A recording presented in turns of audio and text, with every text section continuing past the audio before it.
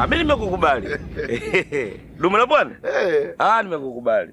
Ile baba ile ndio yaitwa mkomoweni. Kwa sababu sisi wenyewe twafanza vitu vyetu taratibu. Yes, ataka kujifanza ajua. Sisi ndo watoto wa mjini bwana, tuamuonyesha kuwa sisi mji. Wakati yeye yuko huko gerezani sijui huko atamba mambo yake yale. Amsikia mtu kimfuko hivi. Sisi haya mambo tulikuwa twafanza sana hapa mjini hapa. Kama yeye aitwa sijui gusaunate sukali ya walembo.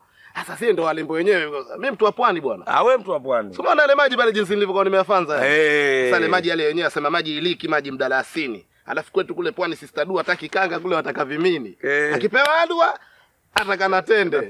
Sio tu pwani mawazo chooni. Mambo ya pwani. Mimi ndo nimependa. Sasa unajua ukimuonyeshia hivyo hayo mapenzi, yule ndo atajua kabisa kwamba wewe na mke wako mtarajiwa mnapendana sana. Atakuwa anatoka taratibu, anakaa mbali. Unatakiwa umuonyeshe zaidi. Usimuona pale leo unampelekea maji. Siku nyingine unatakiwa uende umuogeshe. Na asikie ile misuguano. Wakati unamsugua unampaka sabuni, unamuogesha, unamwagilia maji. Hicho ndio kitu ambacho anaumia nacho, anakaa mbali zaidi na maisha haya. Yaani yule lazima ajitenge, akae mbali, awe kama masogange. Hawezi kabisa kumsogelea mke wangu. Mimi hayo yote wabaki nakwambia nitafanza. Sisi ndio tumeumbwa kwa ajili hiyo. Sasa sisi tunajua kupenda, tunajua kunakshi. Yule siku nyingine sasa